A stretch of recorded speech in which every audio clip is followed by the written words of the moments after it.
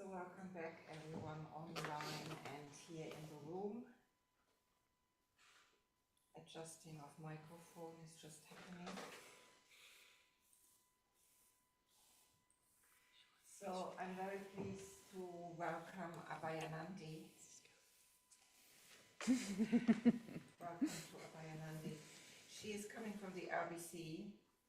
So she is the Mitra convener at the RBC, and she is a very experienced Dharma practitioner and has been for a long while involved in team-based right livelihood. So today, of course, we are focusing on work within Triratna as a sort of different model, alternative model of living and working and relating to everyone. And yeah, I know about Abhayanandi from Lama's Pyjamas, so that is the project that she started off. She's the founder of this project in Roman Road near the Lama Buddhist Center. And I used to go for a while and help there in the shop with steaming clothes, second-hand clothes, and it was a great experience. Really great to be in this just very different environment there and helping out and getting to know, a bit about the project. And so, yes, I'm really pleased that you are here and going to explain to us a bit more about what that is all about, really. So, thank you. Oh, thanks, Kashanti Sara. So, hello, and hello to those of you online. Lama's Pyjamas is a charity shop on Roman Road. So I started that, and I helped start the Mandala Cafe, or restart the Mandala Cafe. It used to, there's a cafe next to the London Buddhist Centre that used to be a team-based right livelihood business, and then it stopped and it got rented out, and then it was empty for a while, and anyway, then we started it up again. But anyway, so today, I'm going to talk about team-based right livelihood. Our movement, the Triratna Buddhist Orders, has these 6 distinct emphases, and team-based right livelihood is one of them. Actually, I can't quite remember what all the others are. I think there's like the centrality of going for refuge. The arts are really important. It's an ecumenical order, and spiritual friendships are very important. And team-based right livelihood is one of the important aspects of it. And I also appreciate that most of us aren't going to be able to work in a team-based right livelihood business. So this talk is about team-based right livelihood and how it works. And then hopefully out of that, we can sort of look more broadly at how we might apply some of those principles to our sort of everyday working situation. Team-based right livelihood sort of represents an attempt to bring Buddhist practice into our everyday lives. So into the sort of, this sort of process where we earn a living and meet the world, and how we make our practice part of that. So today I want to explore what team-based right livelihood is, why does it matter for our spiritual lives, and then I'll say a bit about what it's like from the inside, like my experience of working in team-based right livelihood, and then how we might engage with team-based right livelihood in our everyday, in our current conditions. So first, I'll look at team-based right livelihood in sort of 2 areas. So first, the right livelihood aspect of it, and then most of the talk will probably be about the team-based aspect of it. So traditionally, right livelihood means earning a living in ways that are ethical and non-harming and aligned with our values. So the Buddha listed some livelihoods to avoid. Amongst them was dealing in weapons. And I was thinking, maybe one of the ways that could apply to us in our lives is if we have any form of investments or pensions, just to notice where they're being invested. So not to have investments that invest in arms companies. Dealing in intoxicants was another one, and I guess that would include alcohol or recreational drugs, that kind of thing. Dealing in living beings. I mean, in his day, I guess it was specifically aimed towards slavery, and I imagine. I mean, I have heard that slavery still takes place, but I guess more commonly for us it would be animals. And then the list goes on to include dealing in poisons and so on. But anyway, and various other things. But this is just a starting point. Like Bhante Sanghrajka, the founder of our movement and my teacher, broadened the meaning of livelihood out to say it's not merely about avoiding doing harm, it's also a powerful opportunity for practice. So it's a chance to bring ethics, mindfulness and metta into the whole texture of our days. So right livelihood becomes not just what job do I have, but who do I become through my work? What qualities am I cultivating? So, and when we talk about practice in Buddhism, we're not just talking about meditation. So it's also ethics, meditation, and wisdom. They're the sort of three main areas. And the work we do provides like a huge practice ground, especially for our ethical practice. The meetings we're involved in, the conversations we have, the decisions we're part of, the shared projects, they all provide sort of a rich opportunity for our ethical practice. Yeah, so just looking at the team-based aspect of it, this is work that's done in teams of friends. I mean, this is the thing that's sort of distinctive to Triratna, is sort of team-based right livelihood.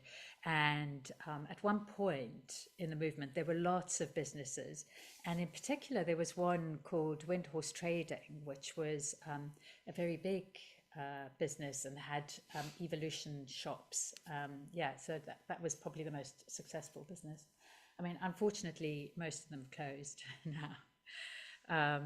But yeah, it did involve teams of friends working together, and the work would be grounded in spiritual values and structures and ethics.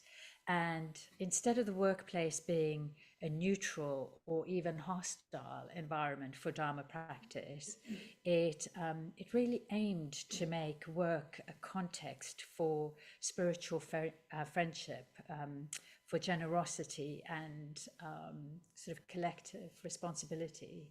So I'll look at each of these in turn, and I'll draw on my experience of working in Dharma's Pajamas, which is the charity shop, and the Mandala Cafe. So spiritual friendship first.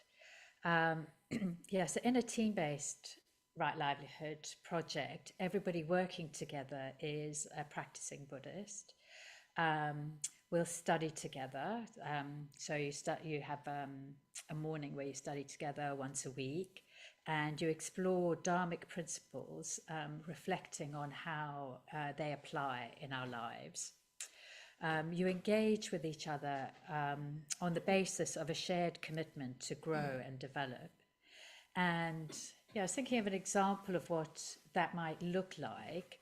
And so an example might be a situation where you're finding somebody difficult, and you would choose to speak to somebody who isn't also finding that person difficult, and hopefully that person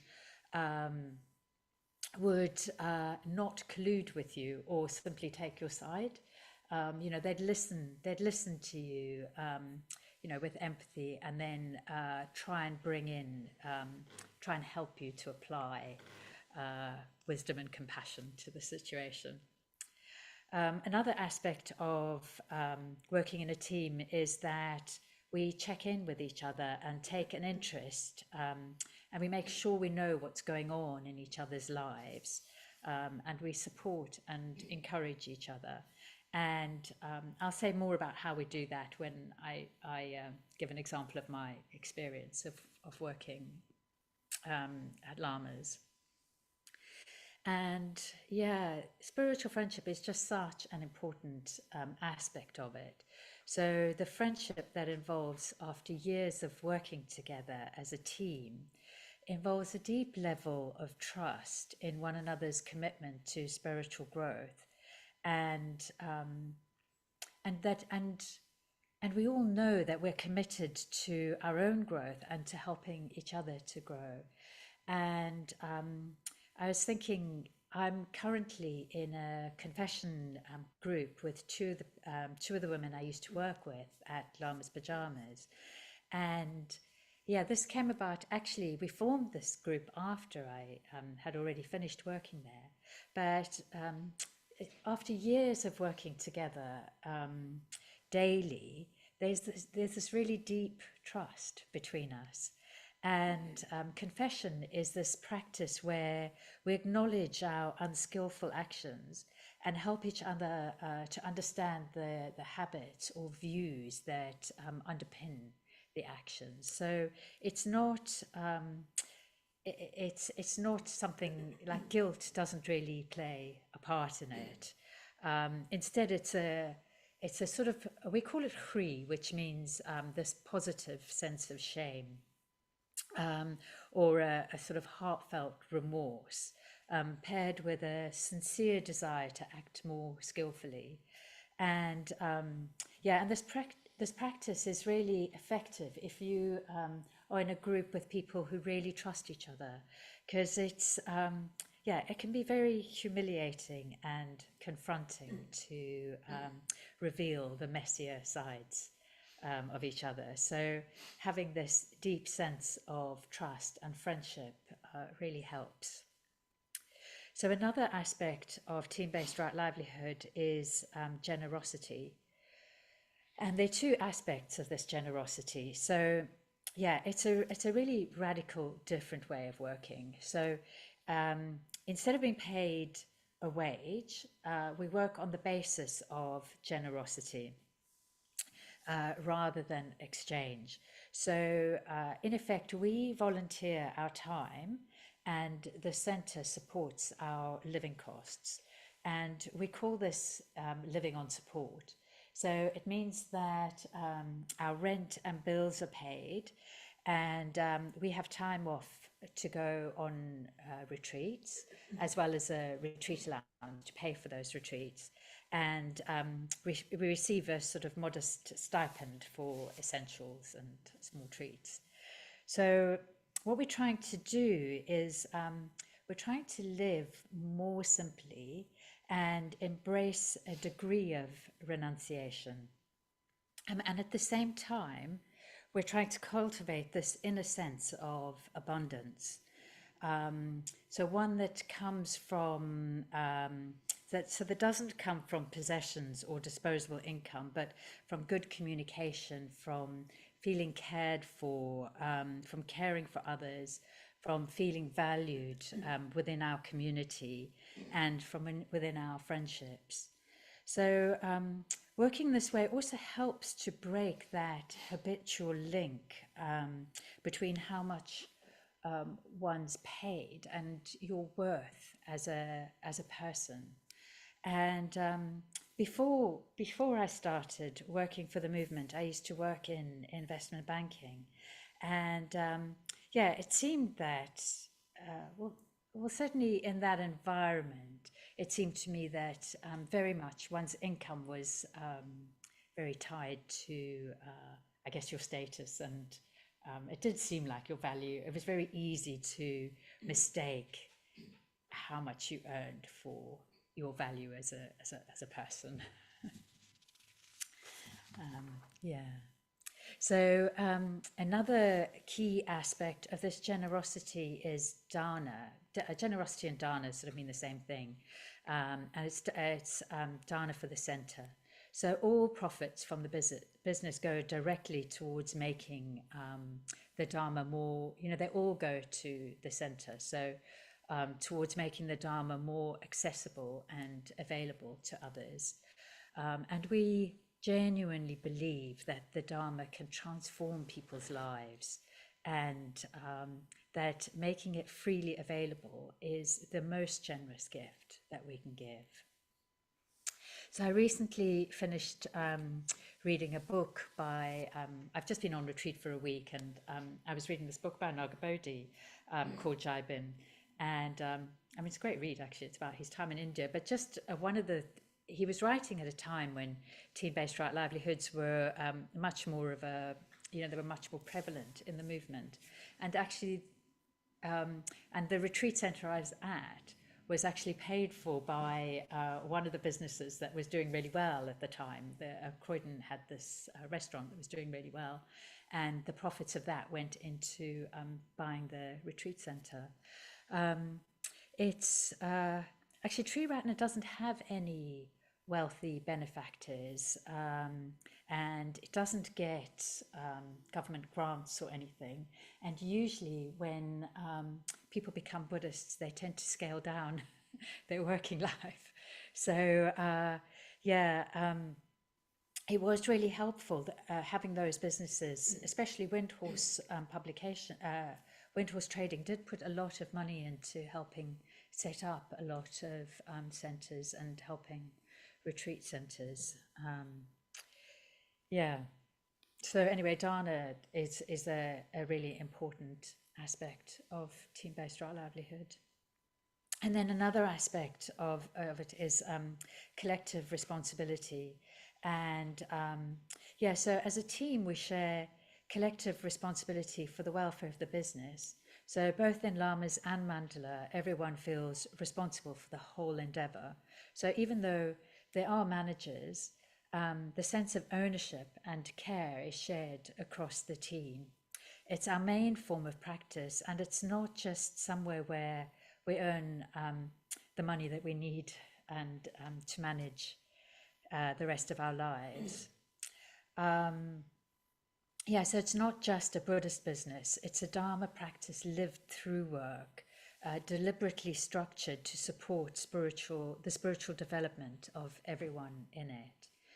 And we also have collective responsibility for friendship, for commitment, and for transformation. So for friendship, people are working with each other. We're not just working alongside each other. So we actively befriend each other. So there's the saying that you can't choose your family, but you do choose your friends. Well, team-based right livelihood sort of somewhat turns that on its head, because we can't necessarily choose who comes on the team, but once they are on the team, we do actively we do actively make an effort to befriend each other.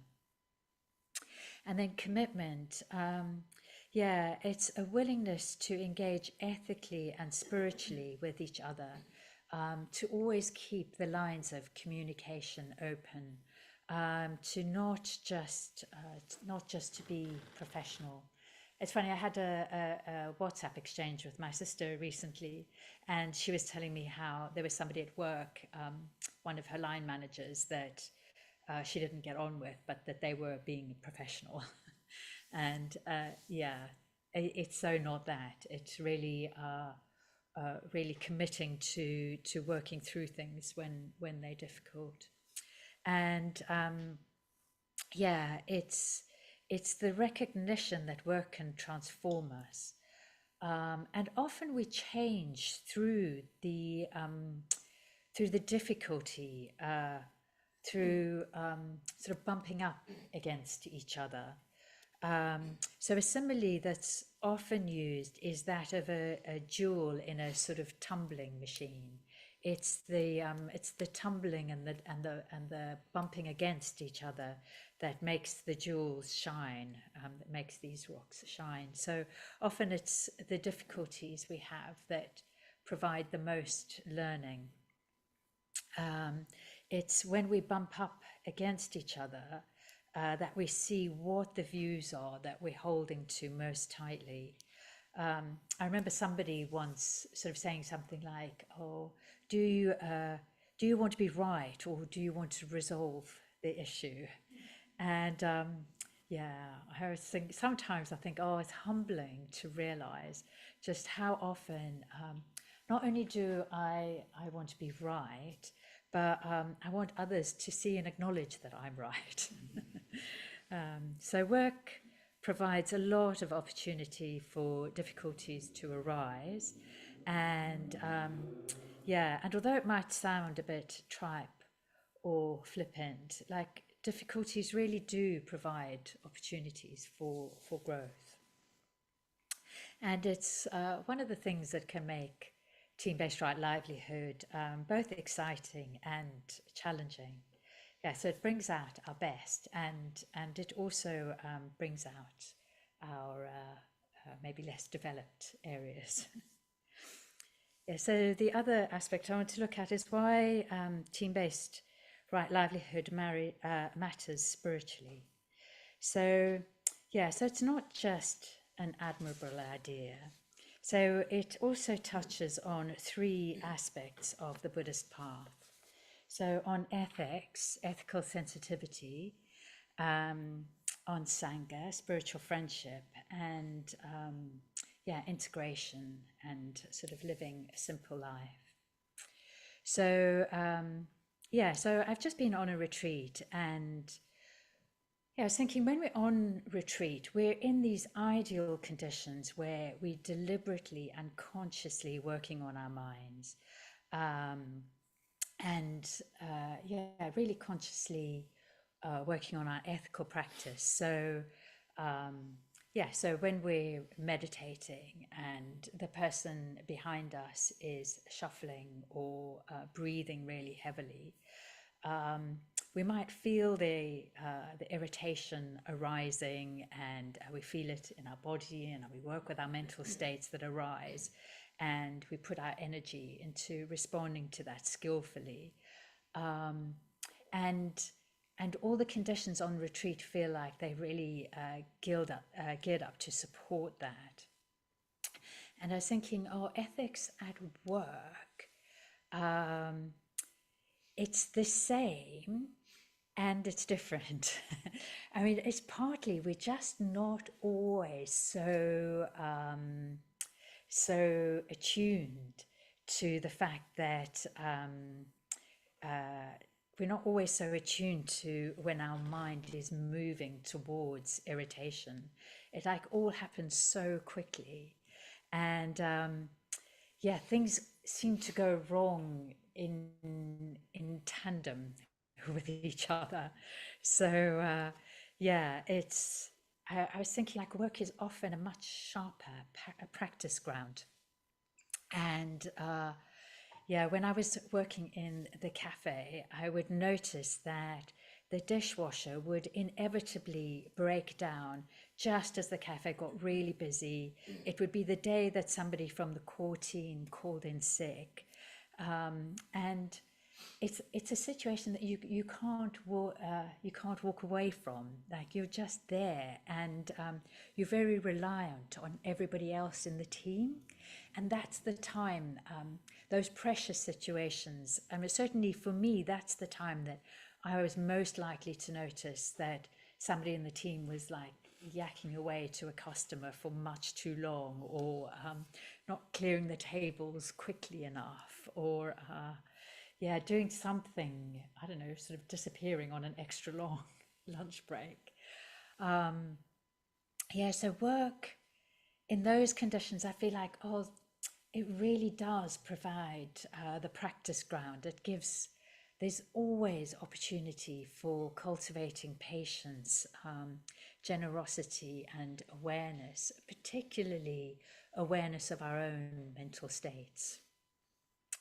In one of his seminars, Bhante Sangharajka was talking to the team at Windhorse Trading, and he was saying that we're really practicing when we can respond to a $10,000 deal, a £10,000 deal falling through at the last moment with the same level of equanimity as when everything is going brilliantly. I mean, that's a pretty dramatic example, but it does sort of point to the spirit of right livelihood. And yeah, working a team, I suppose that's one of the real gifts of working in a team. It gives us the chance to make ethics a lived, embodied and habitual experience.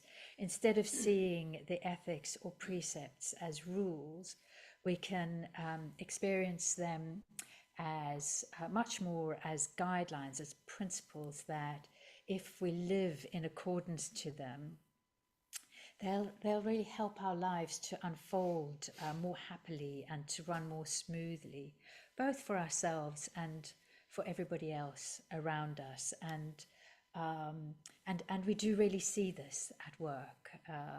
It really brings that to the fore over and over again. And then the other aspect is spiritual friendship, Sangha. So yeah, working in a team really strengthens our connections with others. We see each other's strengths and vulnerabilities. We learn to support each other, to challenge each other, to forgive and be forgiven. And yeah, it particularly happens when you're working together every day. I think, yeah, this or the jobs I was working at, we were doing the same work, and that sort of everyday lived experience, yeah, just provides a real opportunity for friendship to grow. I mean, mostly we spend more time at work than we do with anyone else. So there really is so much opportunity. And then integration and simplicity. So yeah, often our lives are fragmented. So we have sort of work on one side and our spiritual life on another pile, and then our friends and family somewhere else. And team-based right livelihood brings all these strands together. It asks us, like, can my daily life be an expression of my deepest values, not just before breakfast or after work, but all my waking hours? And yeah, this integration of sort of bringing all of us in cuts through the split that many of us can feel between our spiritual life and our everyday lives, and yeah, can create the sense of wholeness, of everything moving in the same direction. Yeah, so yes, I'll talk a bit about my experience of working in a team-based right livelihood business. So I've worked in two, as I mentioned earlier. I worked in the charity shop and the cafe, and I worked in the charity shop for 13 years. So yeah, I'll speak more about that one. Also, because I think that was particularly suited to a team-based right livelihood business. Yeah, so just the way we were able to structure it, I think, worked really, really well. So yeah, yeah, as I mentioned earlier, it's like one of the basics of right livelihood is that it has to be ethical. That's sort of like a core principle, and yeah. And yeah, charity shop is definitely ethical. Yeah, I was thinking in donating things to a charity shop, you give other people, it allows an opportunity for generosity, and actually people were amazingly, and still are actually, it's still going. People were and are incredibly generous, and it's wonderful being on the receiving end of so much generosity. Yeah, certainly the recycling aspect of it is very ethical. so much is known about the environmental impact surrounding the production of new clothes. There's water pollution from the dyeing process, the throwaway mindset of fast fashion creating mountains of waste, the carbon emissions involved in production, and finally, many clothing brands have been criticised for poor labour practices. So I feel like Llamas provides a way for people to buy clothes that doesn't compromise their ethical values, and all the profits go to the London Buddhist Centre, so nobody's unwittingly supporting something unethical. So as a business, it's sort of largely ethically clean. And then there's the other aspect of generosity, like being on support. As I mentioned, I'll just talk a bit about my experience of being on support and the effect that it had on me.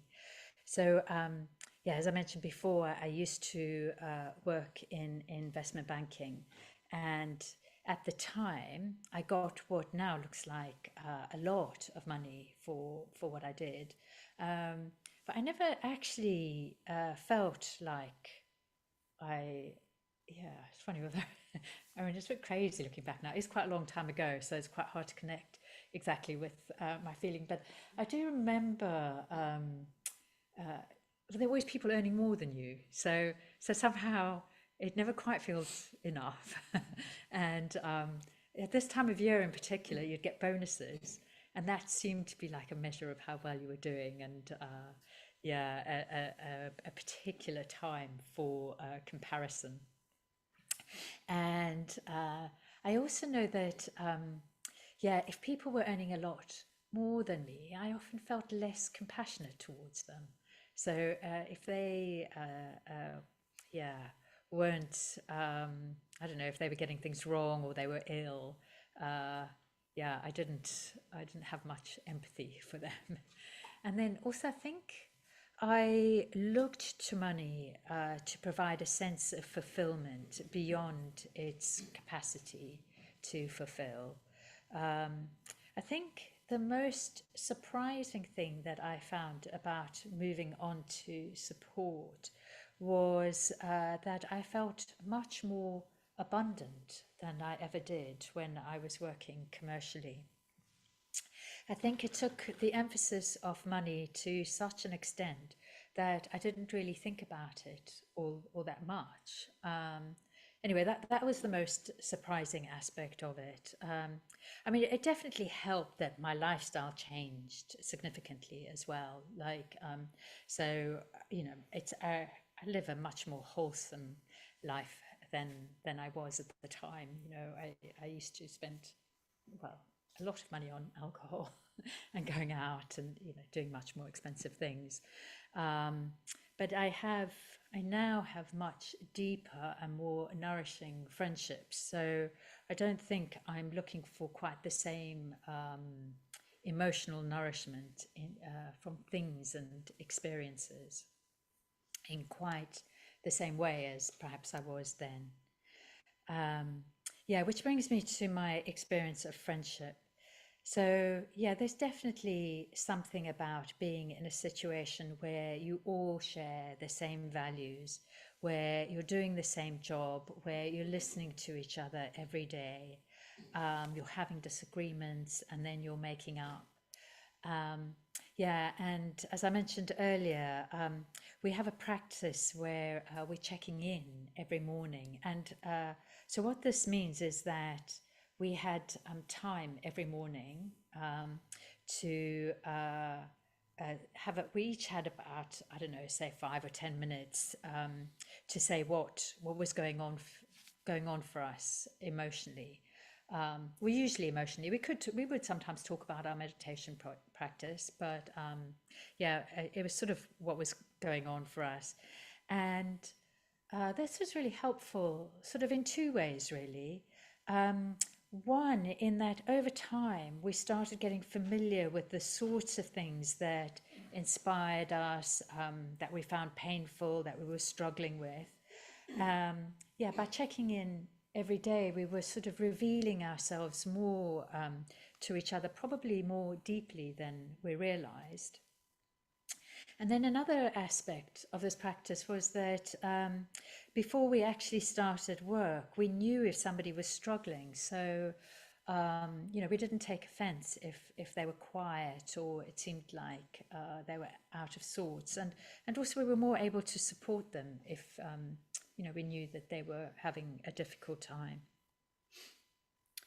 And then another important practice that we did was at the end of each day, we did this practice which we call rejoicing in each other. So we would have to go around. We had a team of 4 of us at the time, but volunteers were also included in this practice if they were around at the end of the day. And so what you would do is you'd go around at the end of the day and you would say one thing that you had noticed or appreciated about what the person had done during the day, or a quality that you had noticed or admired about them. And one of the lovely things about this practice is that it really helps to train your mind to look for what you appreciate about a person.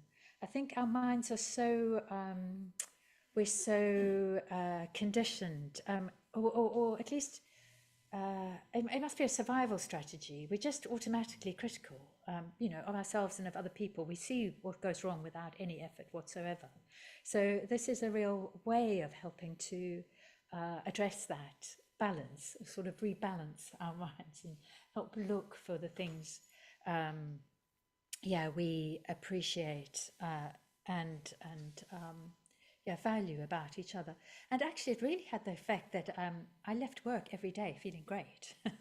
So it has a real uplifting effect at the end of the day as well. There's something about doing that also helps to create this bond of friendship between you. So so the joys of working in a team-based livelihood, some of the joys and challenges. So the joys were definitely working in a team where people genuinely care about how you are, and you care for them as well. Decisions are made ethically on the basis of ethics, not economics, or not just economics. A shared sense of purpose, feeling held and encouraged by the other members of the team, knowing that your strengths are appreciated and that your weaknesses are met with kindness, and a sense of building something meaningful together. So for me, working in team-based right livelihood was definitely one of the most transformative spiritual experiences of my life. Possibly more so than retreats, because it's so continuous, it's so part of one's everyday experience. And then some of the challenges. So it's not always idyllic. So you do have clashes, and when you work so closely together, you're bound to have differences of opinions. And when a clash happens, it can feel like it takes such a lot of talking to get back into a place of harmony. When you work in a team-based right livelihood business, you're very much part of the Sangha, and everybody in the Sangha has an opinion on how things should be done. So so it's wonderful having such a supportive Sangha, and they can also be in a very opinionated Sangha. Living on support can take a bit of getting used to if one's been used to having more disposable income. And yeah, it can be hard to genuinely distinguish what's a need and what's a preference. And then the sort of work that lends itself easily towards team-based right livelihood, or at least both the businesses that I've worked in, the shop and the cafe, are both rota-based. So there's not much flexibility with time, and you're very affected if anybody's off sick or has had to take time off unexpectedly. So those are some of the challenges. And it's but work's such a, feels like such a positive opportunity to practice. Like working with the same people can help mirror our tendencies. It can help show us where we're stuck, reactive, defended or avoidant. It can bring our unexamined habits right into the light. It can also help to show our positive qualities. I personally gained a lot of confidence through working at Lamas. I think having people rejoice in my positive qualities on a daily basis meant that over time, I just felt the sense of integrating and believing more the positive qualities that people were rejoicing in me for. And that just helped me become much more self-confident as a person. So I don't know if you've come across the phrase that difficulties are part of the path. Well, in Buddhism, we take the view that we grow not by avoiding friction, but by meeting it with awareness. And team-based right livelihood provides ample opportunities for difficulties to arise. I mean, really, any life situation does. But I guess the advantage of working in a team in this way is that we're friends and we're committed to working through things, to working on ourselves and to helping each other to grow. And the challenges we have offer insights into our own patterns and behaviors and provide opportunities for vulnerability. So in my experience at work, when I had a clash or disagreement with somebody, like if either of us had, or certainly when I took a risk and got into a difficult conversation with somebody, the end result afterwards was that I felt much more of a sense of closeness and trust to the person than I had prior to taking that risk. So it feels like the possibility for transformation is just very, very strong in those conditions. So this is all about working in a team. But things have changed quite a lot since the early days of the movement, where there were so many more opportunities to work in a team or in a team-based right livelihood business, and they're just not so many opportunities anymore. And I was trying to think of like how we could bring the spirit of team-based right livelihood into the workplace. Like how can we bring that into where we work, into our working situations. So so the values of team-based right livelihood. So there's work as practice, spiritual friendship, and then dana and generosity.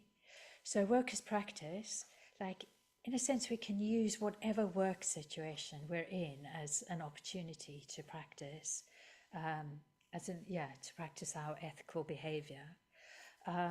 So we might not be explicitly supported by the people around us, but but it's really important that we don't underestimate the effect that we have on the people around us.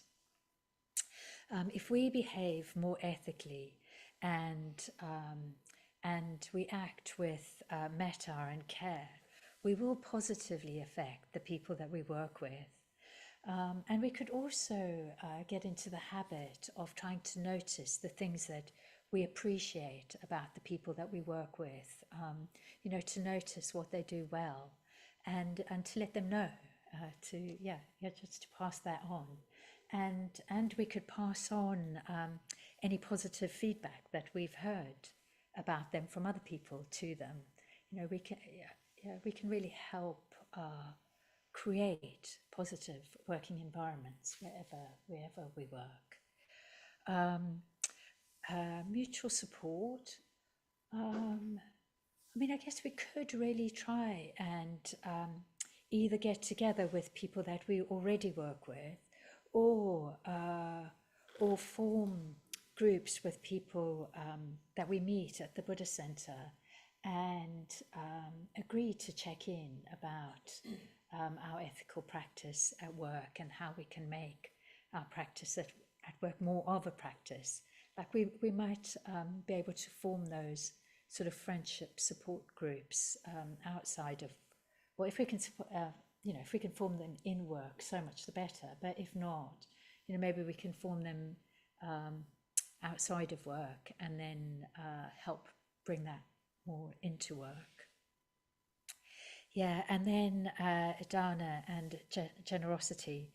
So one of the foundations of team-based livelihood is dana, or generosity, and raising money in order to help the Buddhist Center.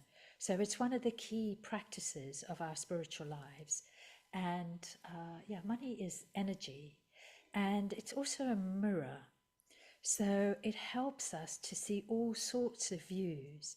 So if we're reluctant to give, it can be very revealing and helpful to our spiritual growth, to look at what our views around money are.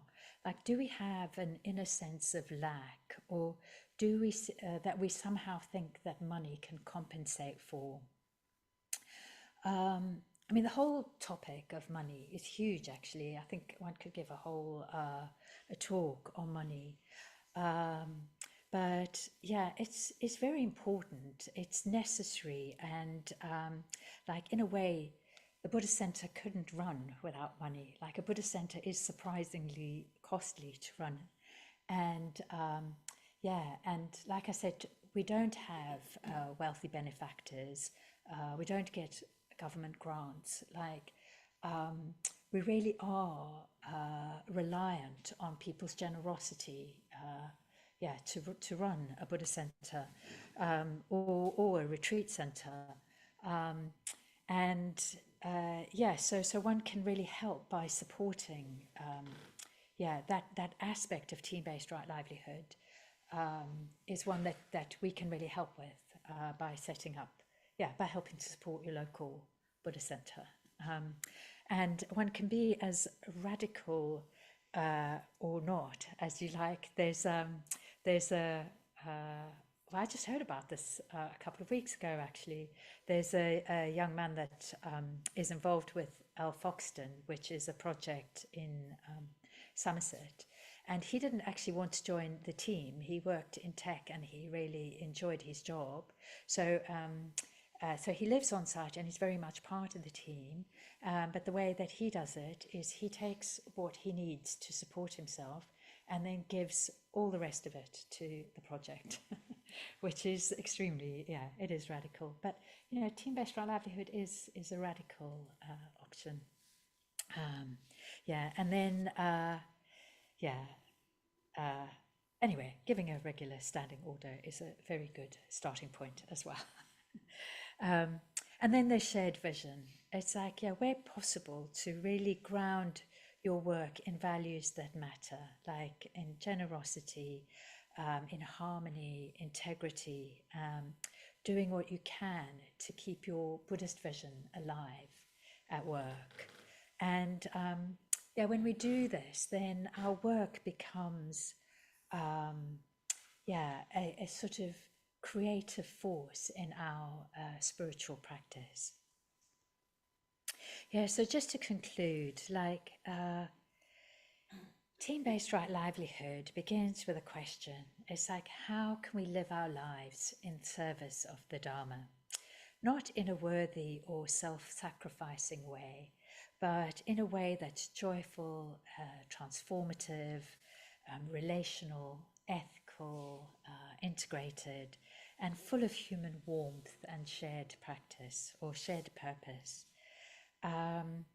It invites us to see our work not as an obstacle to practice, but as a vast field of practice in itself, a field that can nourish friendship, deepen awareness, and help us to grow into wiser, kinder, more responsive human beings.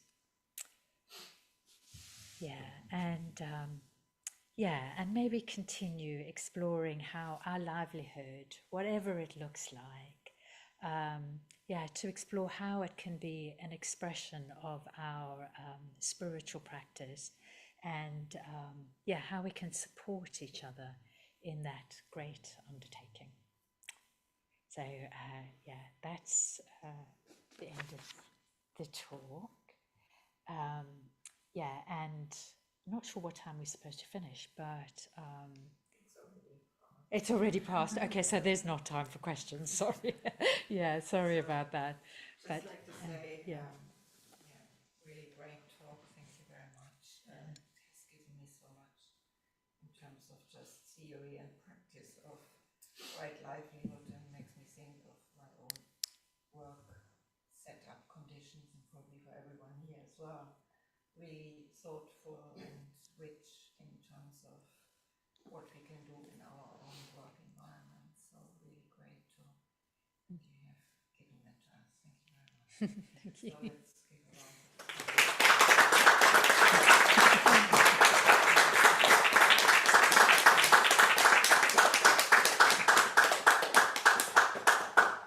We will probably continue with exploring this. Thank you everybody for joining today. It's lovely to see you, and I wish you all a good week, and hopefully see you next weekend as well.